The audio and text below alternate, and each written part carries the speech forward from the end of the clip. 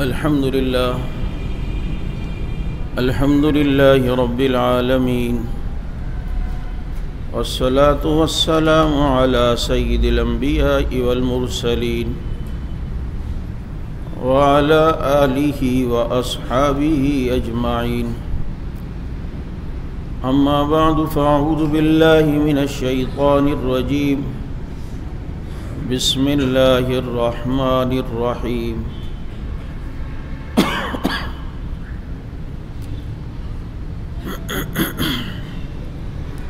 وما محمد إلا رسول قد خلت من قبله الرسل أفإن مات أو قتل انقلبتم على أعقابكم.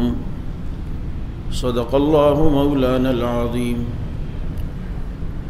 نحن على ذلك لمن الشاهدين والشاكرين والحمد لله رب العالمين.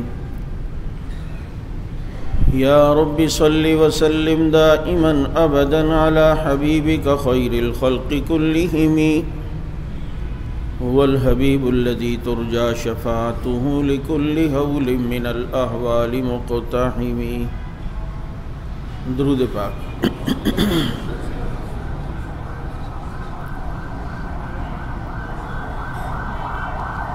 واجب الاحترام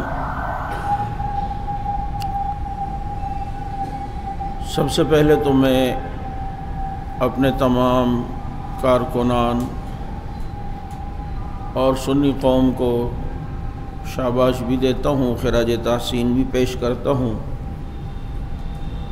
کہ جنہوں نے 22 جمادی الثانی کو یہ ثابت کر کے دکھایا کہ کراچی ابو بکر رضی اللہ تعالیٰ عنہ کے دیوانوں کا شہر ہے،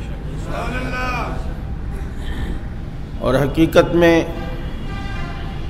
جو سلیم الفطرت انسان ہوگا وہ ابو بکر صدیق رضی اللہ تعالیٰ عنہ کو پہچانتا ہوگا. یہاں لفظ مسلمان میں نے ذکر نہیں کیا، سلیم الفطرت انسان. کافروں نے بھی حضرت ابو بکر صدیق رضی اللہ تعالیٰ عنہ کی عظمت کو بیان کیا ہے، اور ایک مقولہ اور ایک محاورہ بن گیا ہے کہ جب کوئی دوست کسی سے دوستی نبھائے تو کہتے ہیں یہ تو اس کا یار غار ہے. وفا کے لیے مثال سیدنا ابو بکر صدیق رضی اللہ تعالی عنہ کے نام کی پیش کی جاتی ہے. میں نے آپ حضرات کے سامنے چند آیات حضرت صدیق اکبر رضی اللہ تعالیٰ عنہ کی شان پر بیان کی تھی. انہی آیات میں حضرت صدیق اکبر رضی اللہ عنہ کی خلافت کی طرف بھی اشارہ تھا جو میں نے بیان کیا. ان علینا جمعہ و قرآنا، قرآن جمع کرنے کا ذمہ اللہ نے لیا، وہ اللہ نے ابو بکر صدیق رضی اللہ عنہ سے پورا کروایا. اللہ رب العزت نے قرآن کریم میں فرمایا کہ تمہیں سب جنگجو قوم کی طرف بلایا جائے گا.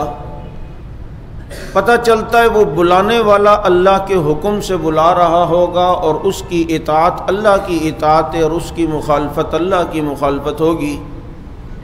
اور پھر سخت جنگجو قوم یعنی فارس کی طرف بلانے والا ابو بکر صدیق تھا، جو ان کی خلافت کی طرف اشارہ تھا. اس کے علاوہ میں نے ایک آیت اور پیش کی تھی کہ اللہ رب العزت نے اشارہ کیا کہ اگر کبھی مرتدین پیدا ہوئے اور فتنہ ارتداد ہوا تو اللہ ان کے مقابلے میں ایسی قوم کو لائے گا یحبہم و یحبونا، جو اللہ سے محبت کرتے ہوں گے اللہ ان سے محبت کرتا ہوگا. کافروں پر سخت ہوں گے، مومنوں پہ نرم ہوں گے، وہ جہاد کرنے والے ہوں گے، کسی کی پرواہ دین کے معاملے میں نہیں کریں گے. پھر دنیا نے دیکھا کہ ابو بکر صدیق رضی اللہ تعالیٰ عنہ کے دور خلافت میں مرتدین کے خلاف جو ہے وہ مقابلہ ہوا.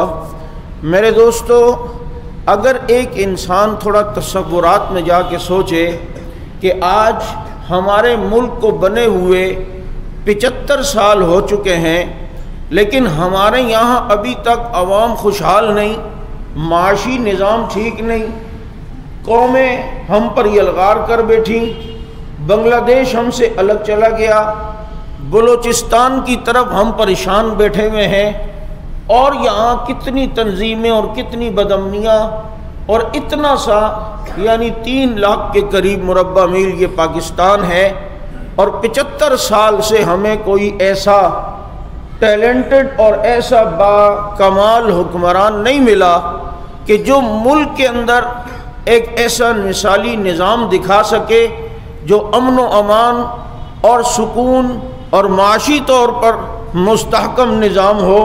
یعنی کہ اور پھر ٹیکنالوجی کا دور ہے، یہاں سے فون کر کے وہاں انتظامیہ کو فوراً الرٹ کیا جا سکتا ہے، فورسز کو الرٹ کیا جا سکتا ہے، اپنے اداروں کو الرٹ کیا جا سکتا ہے۔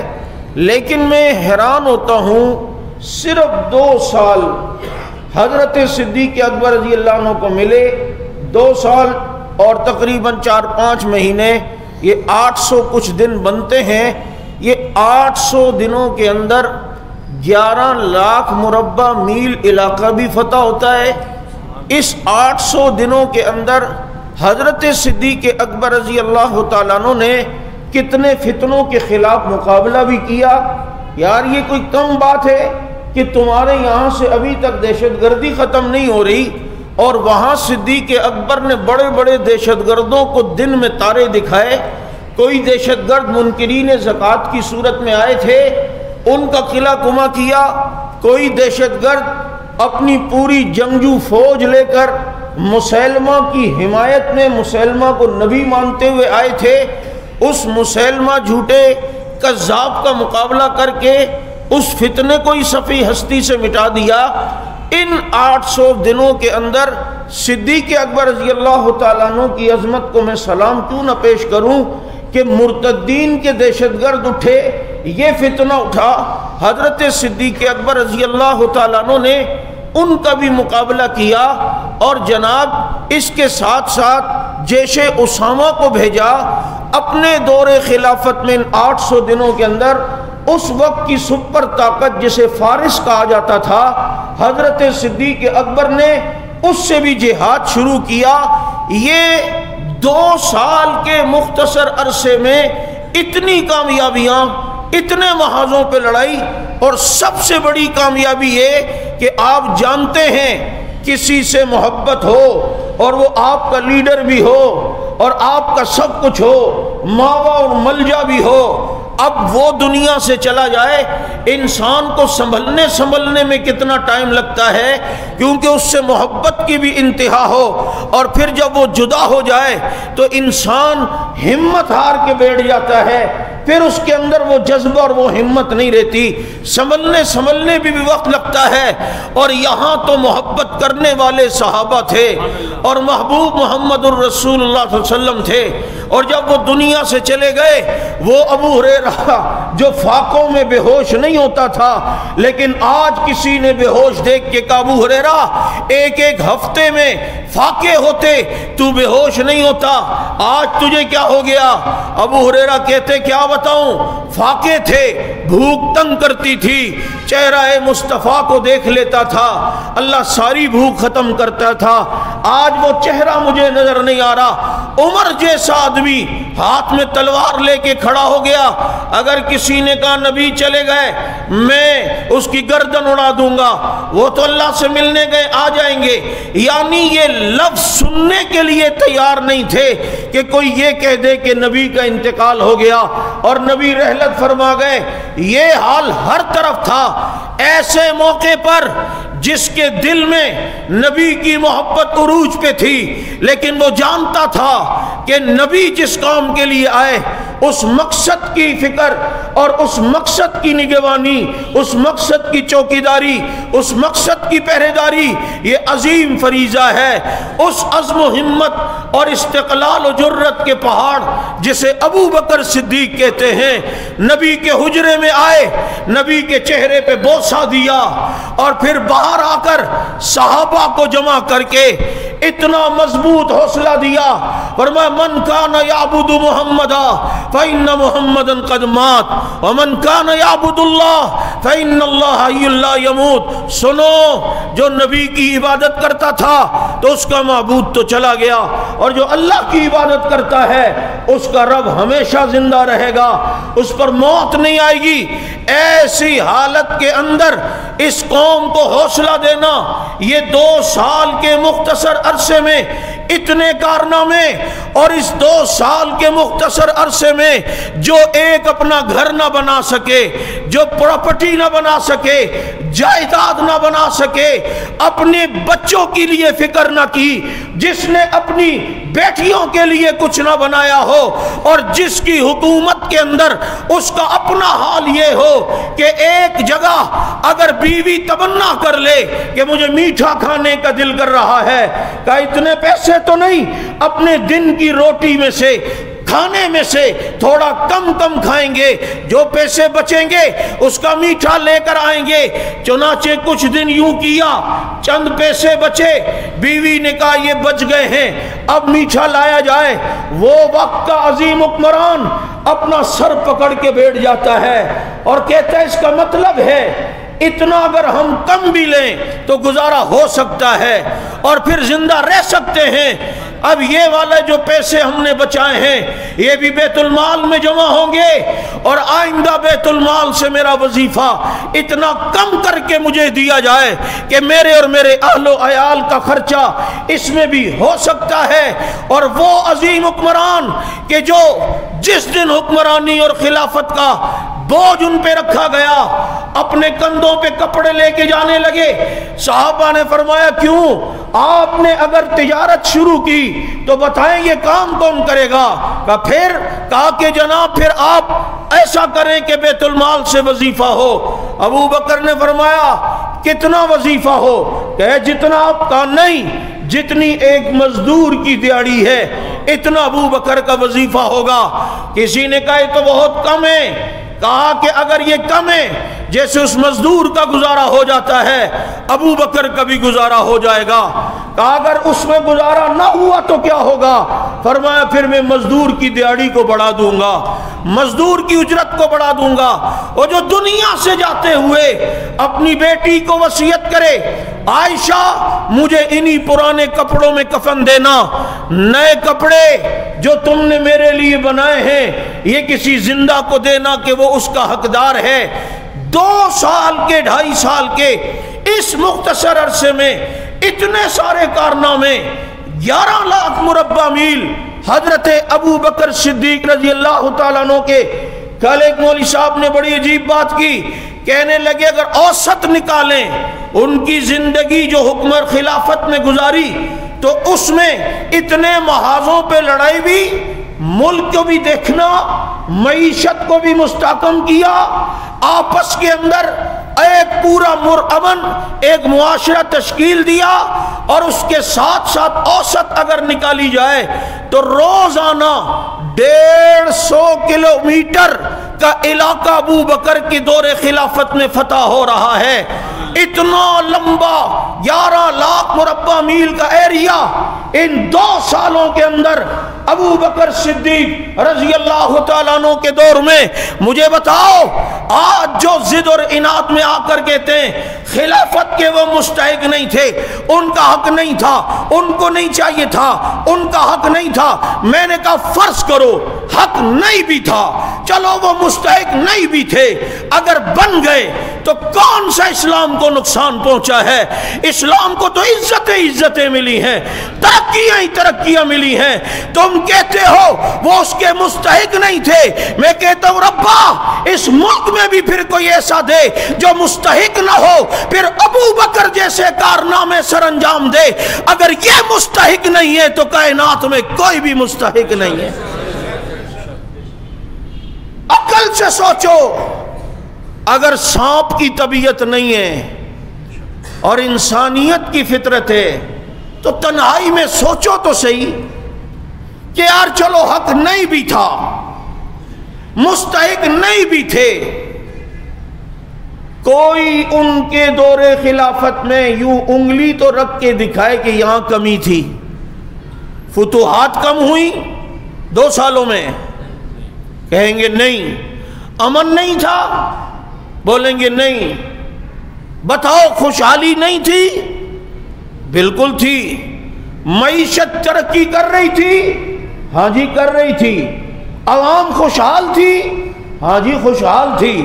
اچھا بتاؤ قرآن کریم کی خدمت ہوئی، جی بالکل ہوئی۔ اچھا بتاؤ کہ اتنے فتنے جو ایک دم امٹ پڑے ان کا مقابلہ کیا، ان کو صفحہ ہستی سے ختم کیا، ان کی جڑیں ختم کی؟ کہا جی کی۔ میں نے کہا تجھے اور کیا چاہیے؟ تم 75 سالوں سے اپنے ملک کی بجلی کا مسئلہ حل نہیں کر سکے، اور وہ 2.5 سال کے اندر اتنے کارنامے سر انجام دے کر جاتا ہے۔ اس کو کہتے ہیں دنیا کا کامیاب حکمران۔ خود سوچو، یہی وجہ ہے عبدالشکور لکھنوی رحمہ اللہ کے دور میں جب لکھنؤ کے اندر صحابہ پہ بڑے تبرے اور یہاں سے بھی جواب اور یہ سلسلہ، تو ایک شیعہ کالم نگار اس نے ایک کالم لکھا، اور اس نے لکھا کہ میں ہوں تو غیر مسلک سے، لیکن بات انصاف کی یہ ہے کہ اگر ہمیں دنیا کے پلیٹ فارم پر غیر مسلموں کے سامنے اسلام کا دور حکومت، نظام حکومت رکھنا پڑے کہ دیکھو جی اگر اسلامی نظام آئے گا تو یہ خلیفہ کی اور یہ حکمران کی صفات ہوتی ہیں، اور پھر اس میں یہ استحکام ہوتا ہے، اور اس نظام کی یہ برکتیں ہوتی ہیں، اور اس نظام کے اندر یوں امن ہوتا ہے، اور اس نظام کے اندر عوام یوں خوشحال ہوتی ہے، اور اس نظام کے اندر یہ ساری سہولیات ہوتی ہیں۔ اس نے کہا مجھے میرا طبقہ یہ بتائے اگر غیر مسلم اقوام کے سامنے ہمیں مسلمانوں کا نظام حکومت رکھنا پڑے کہ یہ کامیاب حکمران اور یہ کامیاب نظام ہوتا ہے، تو ہمیں جب اس کے لیے مثالیں دینی پڑیں گی تو ابو بکر و عمر کو نکال کر ہمیں کوئی مثال ایسی بتائی جائے جو ہم پیش کر سکیں۔ ہمیں لازمی بتانا پڑے گا ایسا ہوتا ہے حکمران جس کے تن پہ کپڑے بھی پرانے ہیں، ایسا ہوتا ہے عوام سے عقیدت اور عوام کا خیال رکھنے والا حکمران جو کہے کہ فرات کے کنارے کتا بھی بھوک سے مرے تو پوچھ عمر سے ہوگی۔ ایسا ہوتا ہے حکمران جس کو ایک چند قطرے شہد کے چاہیے ہوں اور وہ بیت المال والے سے کہے کہ قرضہ دے دو، اور وہ کہے کہ کیا گارنٹی ہے کہ اس وقت تک آپ زندہ رہو گے، اور وہ اسی طرح آ کر بیوی سے کہے کہ شہد میں نہ لا سکا۔ ایسا حکمران لا کر تو دکھاؤ۔ اور پھر صدیق اکبر رضی اللہ عنہ یہ سارے کام سر انجام دے رہے ہیں، درس بھی دینا ہے، نمازیں بھی پڑھانی ہیں، مدینے میں راتوں کو پہرا بھی دینا ہے، غریبوں کے گھروں میں جھاڑو بھی دینا ہے، ان کا سودا بھی لا کے دینا ہے، اور کسی کو اپنا سیکٹری بھی نہیں رکھا ہوا۔ اس کو کہتے ہیں وقت میں برکت، اس کو کہتے ہیں عمر میں برکت۔ اور صدیق کے وقت اور عمر میں برکت نہ ہو تو پھر کس کے وقت اور عمر میں برکت ہوگی؟ کہ صدیق اس نبی کے ساتھ جڑا رہا جس کے سفر میں اتنی برکت کہ سفر عرش سے فرش تک ہو گیا، اور یہاں بھی رات بھی پوری نہیں ہوتی ہے، یہاں بھی رات بھی نہیں گزری، یہاں بھی رات بھی پوری نہیں ہوئی۔ یہ ہے دور خلافت۔ سوال آپ نے لوگوں سے کرنا، اگر کوئی یہ کہے نہیں جی حق ان کا تھا نہیں اور یوں ہو گیا، وہ کہا چلو نہیں بھی تھا مثال کے طور پہ، تو کون سی کمی چھوڑی اسلام کی خدمت میں؟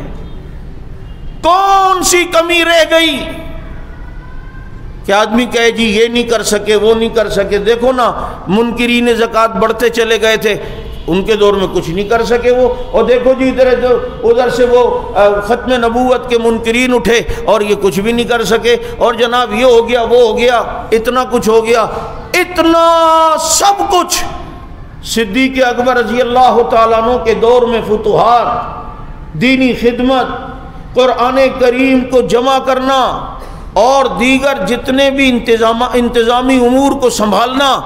خدا کی قسم کائنات کے اندر ایسا دور دنیا کہیں بھی پیش نہیں کر سکتی ہے. اور اگر کوئی یہ کہے کہ جی حق علی کا تھا, کیوں بھائی؟ اچھا پھر روایت یہ پیش کی جاتی ہے حضور صلی اللہ علیہ وسلم نے جب تبوک میں جا رہے تھے تو حضرت علی رضی اللہ تعالیٰ عنہ سے فرمایا کہ تم میرے گھر والوں کا اہل و عیال کا خیال رکھنا. تو حضرت علی نے فرمایا آپ عورتوں میں چھوڑ کے جا رہے ہیں؟ تو حضور نے فرمایا تو اس پہ خوش نہیں ہے کہ تیری مثال حضرت ہارون کی طرح ہے؟ اچھا اس قوم کا حال یہ ہے, اس کو کہیں سے کوئی چیز ملے, دیکھو خلافت ثابت ہو گئی, خیر تو ہے, ٹھیک تو ہو, کہاں سے ہو گئی, کیا مطلب؟ کہ دیکھیں نا حضرت موسیٰ جب طور پر گئے تھے تو پیچھے ہارون علیہ السلام کو چھوڑ کر گئے تھے, تو نبی یہ فرما رہے ہیں کہ سمجھو میرے بعد تو ہی خلیفہ ہے. یار کوئی آدمی کوئی دلیل کوئی دیتا ہے تو اس میں کوئی آگے پیچھے کچھ, اس میں کچھ حقیقت بھی تو ہو.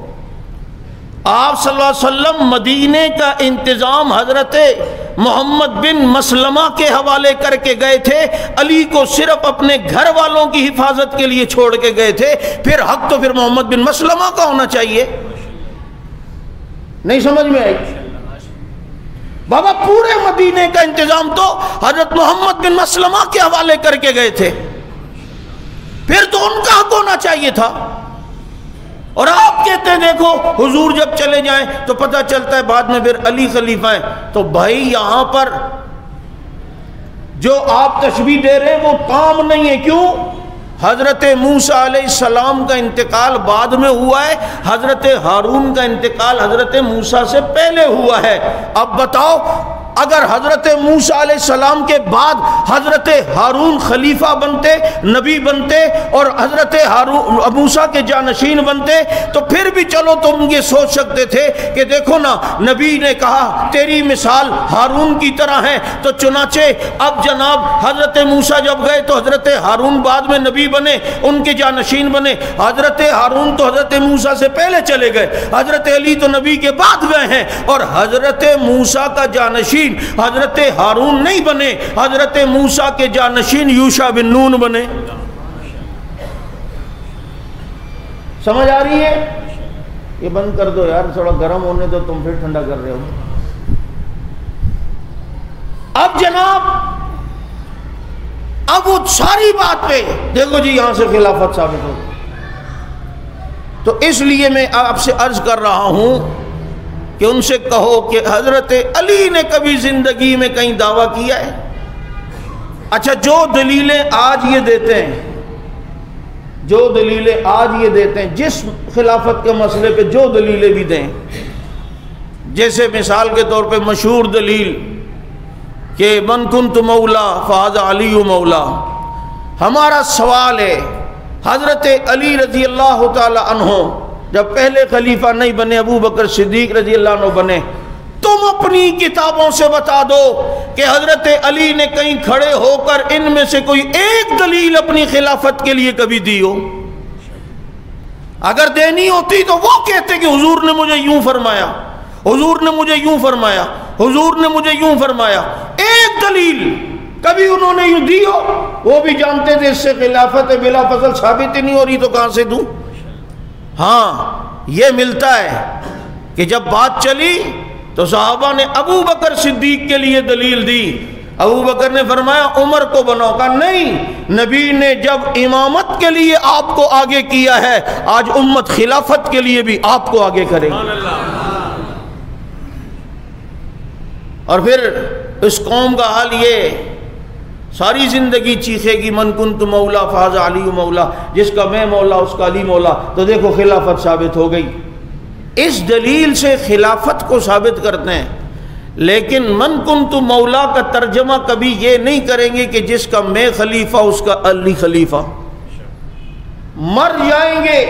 ان سے کہو بھائی جب خلافت کے لیے یہ دلیل دے رہے ہو تو ترجمہ خلافت کا ہونا. ترجمہ کیا ہے؟ جس کا میں مولا اس کا علی مولا. تو مولا کا بھی تو کر ترجمہ. من کنت مولا فاز علی مولا، جس کا میں مولا اس کا علی مولا. خلافت ہو گئی. تو بھائی اس میں کہاں سے ہو گئی؟ ترجمہ اگر تو یوں کرتا کہ جس کا میں خلیفہ اس کا علی بھی خلیفہ، پھر ہم کہتے ہیں ہاں یار خلافت کے لیے چل جیسی بھی دلیل دی جس کا کوئی سر منہ نہیں، لیکن چلو خلافت کی بات تو کی.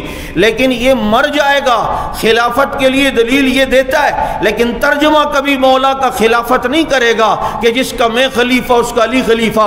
اسے پتہ ہے پھر حق نواز کے بیٹے اس سے پوچھیں گے اگر نبی یہ فرما رہے جس کا میں خلیفہ اس کا علی خلیفہ، تو نبی کس کے خلیفہ ہیں؟ بتاؤ پھر نبی کس کے خلیفہ ہیں؟ نبی تو فرما رہے جس کا میں خلیفہ اس کا علی بھی خلیفہ. نہیں سمجھ آ رہی آپ کو بات؟ پوچھے یا نہ پوچھے؟ علی حضرت صدیق اکبر رضی اللہ تعالیٰ عنہ، مولانا ہاشم ٹھٹوی رحمۃ اللہ علیہ نے افضلیت صدیق اکبر کتاب لکھی. 160 سے زیادہ روایتیں حضرت ابو بکر کی افضلیت کے لیے 160 سے زیادہ وہ روایتیں لائے ہیں جو روایتوں کا راوی حضرت علی المرتضیٰ ہے، جن کے راوی ہی علی المرتضیٰ رضی اللہ تعالیٰ عنہ ہیں. یہ کتاب ہر ایک کے پاس ہو. افضلیت صدیق اکبر مولانا ہاشم ٹھٹوی رحمۃ اللہ علیہ کی 160 سے زیادہ روایتیں حضرت ابو بکر کی تمام صحابہ کے اوپر فوقیت و افضلیت پر وہ روایتیں لائے ہیں جن کا راوی ہی علی المرتضیٰ رضی اللہ تعالیٰ عنہ ہیں.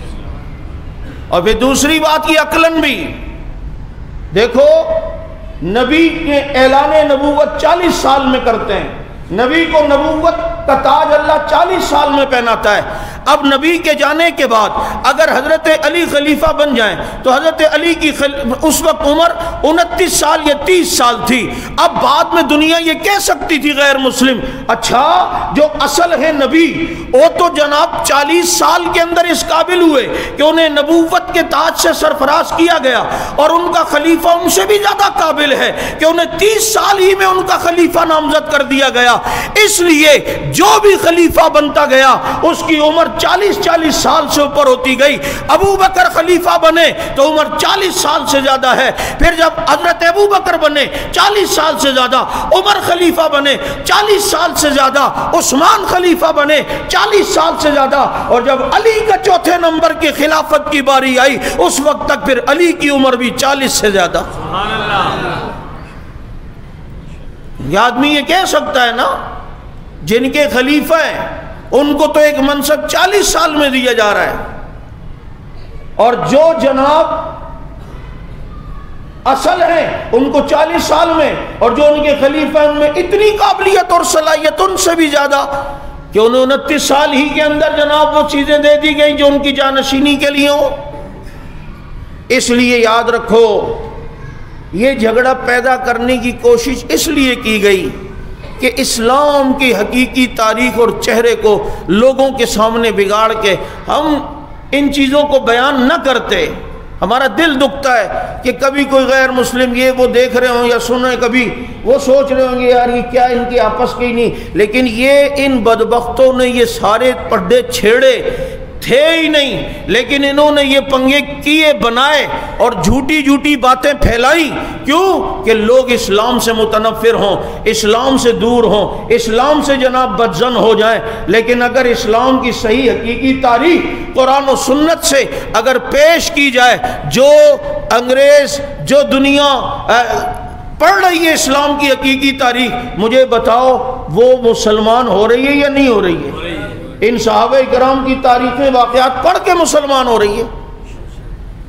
اس لیے میرے دوستو سیدنا ابو بکر صدیق رضی اللہ تعالی عنہ جن کو اللہ رب العزت نے مسلمانوں کا پہلا خلیفہ بنایا، خلیفہ بلا فصل بنایا، اور امت کی بھاگ دوڑ انہوں نے حق ادا کر دیا اس کے سنبھالنے کا، آپ صلی اللہ علیہ وسلم کی جانشینی کا حق ادا کر دیا. خدا کی قسم یہ سیدنا ابو بکر صدیق رضی اللہ تعالیٰ عنہ کے کارنامے سنہری حروف میں لکھے گئے ہیں اور لکھے جاتے رہیں گے، اور آنے والے دنیا کے حکمرانوں کو ایک مثال سیدنا ابو بکر صدیق ہوں یا خلافت راشدہ کا نظام ہو، یہ ایک اسوہ حسنہ ہے، یہ ایک نمونہ ہے۔ اگر دنیا کے اندر استحکام چاہتے ہو، کامیابی چاہتے ہو، عروج چاہتے ہو، قوموں پر غلبہ چاہتے ہو، تو وہی نظام لانا پڑے گا جو سیدنا ابو بکر، عمر، عثمان و علی کا نظام تھا۔ پھر دیکھو اللہ رب العزت کتنی عزتیں ترقیاں بھی دیں گے، آسمان موتی برسائے گا، زمین سونا اگلے گی، کب؟ کہ جب فالو تمہیں ابو بکر، عمر، عثمان و علی کو کرنے پڑے گا۔ اس لیے سیدنا ابو بکر صدیق رضی اللہ تعالیٰ عنہ اس مختصر عرصے کے اندر اتنے کارنامے کر کے دنیا سے جمادی الثانی کے مہینے میں تشریف لے گئے، اور کہاں لے گئے؟ وہاں چلے گئے کہ جس کو جنت کا ٹکڑا کہتے ہیں، نبی کا روضہ کہتے ہیں، نبی کے گنبد خضرا کی چھاؤں کہتے ہیں، جہاں اللہ کی رحمتوں کا نزول صبح شام ہوتا ہے، جنہیں اللہ رب العزت نے وہ عظمتیں اور وہ سعادتیں اور وہ بلندیاں عطا فرمائی ہیں کہ قیامت تک وہ نبی کے ساتھ رہیں گے، قیامت تک نبی کے پہلو میں رہیں گے۔ میں نے اس دن بھی ایک جملہ کہا، دوبارہ عرض یہ کر دوں، جب قبر میں کسی کو لٹایا جاتا ہے اس کا سنت طریقہ کروٹ پہ لٹانا ہے، اس طرح کہ اس کا پیٹ بھی قبلے کی طرف ہو، سینہ بھی قبلے کی طرف ہو، چہرہ بھی قبلے کی طرف ہو، یوں چت لٹا کر صرف گردن نہیں موڑنی بلکہ جیسے سوتے ہیں سیدھی کروٹ پر اس طرح لٹانا چاہیے۔ ابو بکر صدیق رضی اللہ تعالیٰ عنہ کو نبی کی قبر سے تھوڑا سا نیچے کہ ابو بکر کا چہرہ نبی کے سینے کی سیدھ میں ہے، اس طرح کروٹ کے بل لٹایا گیا ہے۔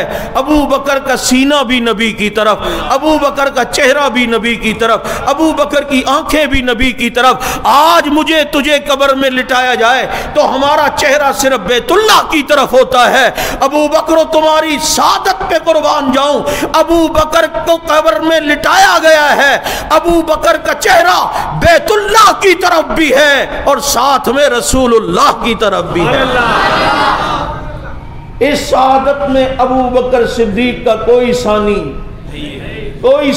نہیں ہے۔ وہ دعا درد دل سے قبول ہوئی، النظر الی وجہک، آقا میری آنکھیں ہوں آپ کو دیکھتا رہوں۔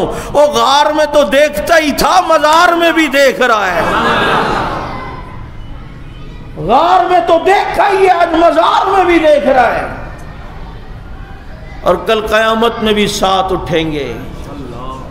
ہائے ہائے، نبی نے ایک طرف ابو بکر کا ہاتھ پکڑا ہوگا، ایک طرف وہ بابا جب ہنگامہ ہو جائے، ادھر ادھر افراتفری پھیل جائے، بلوا ہو جائے، جس سے زیادہ محبت ہوتی ہے نا اولاد سے، بانجے بتیجے یہ سب ہوں گے، لیکن باپ یا ماں فوراً اپنے بچوں کے ہاتھ پکڑے گی، کیونکہ یہاں ادھر سے محبت ہے، دل کی گہرائیوں سے ہے، پہلے بچوں کے۔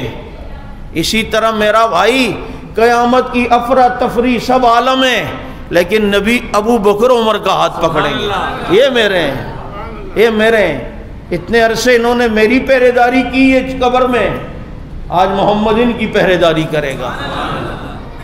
یہ ہیں وہ خوش نصیب لوگ، اللہ رب العزت ان حضرات سے محبت نصیب فرمائے، عقیدت عطا فرمائے۔